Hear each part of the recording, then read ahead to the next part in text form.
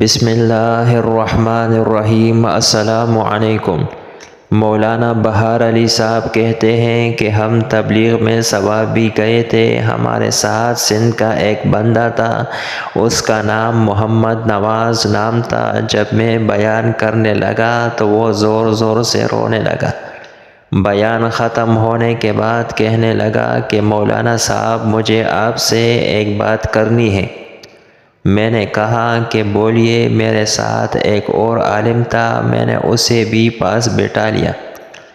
وہ شخص جب بات کرتا تو زور زور سے رونے لگتا، رونے کی وجہ سے بات نہیں کر پا رہا تھا۔ میں نے کہا کہ آپ بتائیں کیا وجہ ہے، کیوں رو رہے ہو؟ تو کہنے لگا کہ میں بہت بڑا گنہگار بندہ ہوں۔ میں نے پوچھا کون سا گناہ کیا ہے؟ تو شہادت کی انگلی اٹھائی، کہنے لگے مولانا صاحب اس انگلی سے میں نے 65 قتل کیے ہیں۔ ضلع کوٹکی میں ایک جزیرہ تھا، وہاں 70-80 ڈاکو تھے، میں ان کا سردار تھا۔ ہم لوگوں کو اغوا کر لیتے تھے، پھر لوگوں سے لاکھوں روپے مانگ لیتے تھے۔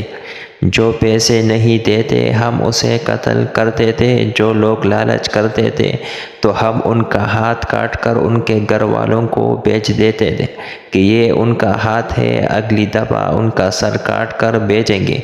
اس طرح میں نے 65 قتل کر دیے۔ یہ کہہ کر وہ پھر رونے لگا۔ میں نے پوچھا یہ بتاؤ یہاں تک کیسے پہنچے، تبلیغ میں کیسے آئے؟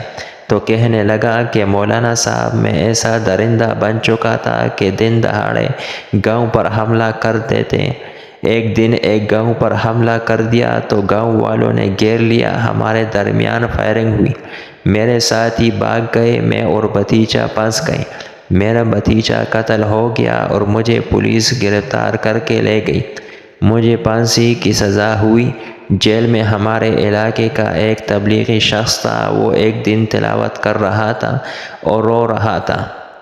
میں نے پیچھے سے لات ماری کہ پھانسی کی سزا مجھے ہوئی ہے اور رو تم رہے ہو۔ وہ کہنے لگا کہ نوازی ہم دنیا میں کیسے رہ رہے ہیں، دیکھو تو قرآن میں ہمارا رب کیا کہہ رہا ہے۔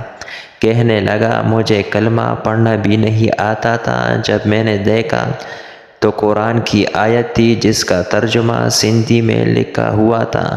ترجمہ پڑھ کے میں بہت رویا تو میں نے اس کے ہاتھ توبہ کر لی اور اس نے مجھے کلمہ پڑھنا سکھایا اور مجھے نماز بھی سکھائی۔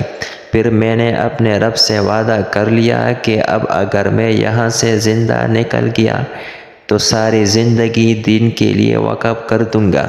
میرے پیچھے اپیل ہوئی اور اتفاق سے میں سزا سے بری ہو گیا۔ جب میں جیل سے نکلا تو میں نے 4 مہینے تبلیغ میں لگائے اور پھر میں ہر اس گھر گیا جس گھر کے بندے کو میں نے کبھی قتل کیا۔ میں ان سے بھی معافی مانگتا اور کہتا میں نے آپ کے باپ بھائی کو قتل کیا، اب مجھ سے بدلہ لے لو۔ اور جب وہ میری حالت دیکھتے تو وہ خود بھی روتے اور انہوں نے مجھے معاف کر دیا۔ میری بہت زیادہ جائیداد تھی، میں نے سب بیچ کر ان لواحقین کو دے دیا، سب نے مجھے معاف کر دیا۔ لیکن آپ نے اپنے بیان میں ایسی بات ہی کی کہ اللہ مجھے معاف کر دے گا کہ نہیں؟